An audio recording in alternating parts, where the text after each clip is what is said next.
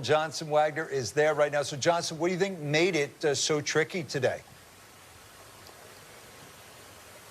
Well, a lot of different things, Rich. I think the biggest factor is that the players played the first 7 holes with some form of a right-to-left wind. So when they got on top of this 8th tee, it was the first shot, including the driving range, that any of them had hit with a left-to-right wind all day long. Another factor is the giant grandstand that goes down the left side of the hole and behind the hole was blocking them feeling the intensity of the wind. Another thing on the grandstand, usually all of them out here have flags on them. There are no flags around the grandstand here on the 8th tee. A lot of players were looking over to the grandstand over here, short left of 7 green, to check out those flags. And then I think maybe the most important factor is we have a little wee bunker over here called the coffin bunker, and players certainly with this left to right wind traveling across the green did not want to find that bunker because it was next to impossible to keep it on the green from there. Couple key shots you guys mentioned. I think the Jordan Spieth shot was pretty interesting. He had just seen Scheffler go in the bunker, took a little bit less club, landed right here on the front of the green, and it just trickled back off. And what's so cool about some of these bunkers out here on the Postage Stamp hole is that they're like little drains where the balls just collect and flow right on down, coming into the backside of the bunker.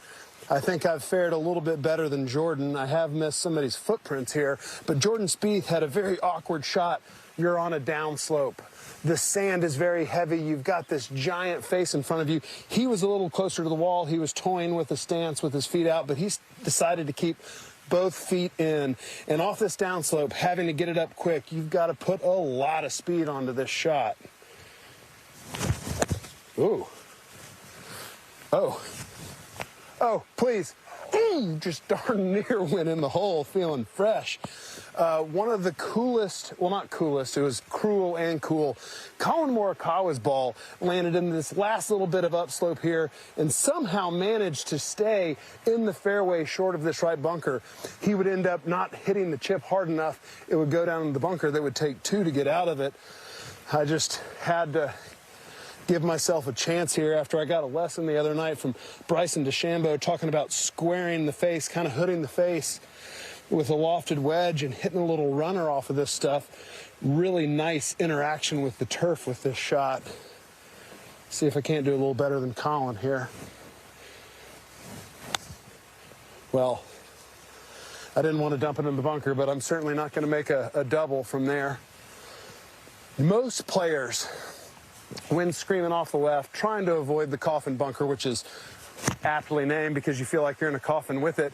Balls were landing right here on the right side of the green, and they were just trickling off down into the center of the bunker. Brooks Koepka, Patrick Cantlay, just countless balls ended up over here. And like you said, Brandel, it was a bit of a crapshoot what kind of lie you got if you could get aggressive with it. Now, I was calling featured groups on Peacock.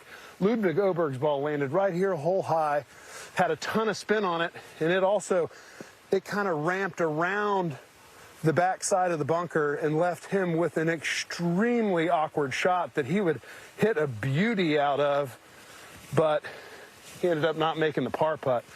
I'm going to try to recreate his shot a little bit because, gosh, this is not easy to get in and out of here.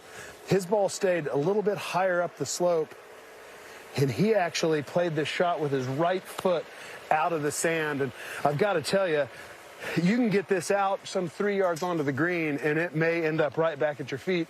And across the other side is the coffin bunker. There is a little backboard over there, but really out of here with this stance, I was amazed how he was able to keep his posture. He's got a little bit better flexibility than I do. And you got to pick it up really steep to not hit this downslope. Oh, and that's what he wanted to avoid. But this is the shot. Guys just trickling off the edge of the green. You're on a slight upslope here. Get that out of my way. Good hands, Graham. This is the one right here, slight upslope. You had to make sure you got it to the hole. Collin Morikawa made the mistake of chipping it into the bunker and then made the mistake of not getting it quite up there far enough. But this sand is very heavy up in this face.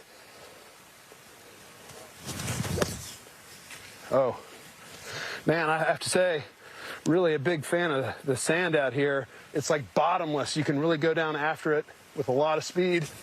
Now, a couple other balls Tiger Woods and Bryson DeChambeau missed the bunker altogether here, and it one-hopped over into the fescue, which I think, all in all, was not a terrible place to miss it. You had the buffer of the backboard there off the coffin bunker, and really, you miss this green. Yes, you want to get it up and down, but you're really just trying to avoid a disaster, and we saw plenty of disasters at 8 today. Can't wait to see what the 8th has in store for us, what other hole locations they are going to use, where the wind will be coming from over the next 3 days.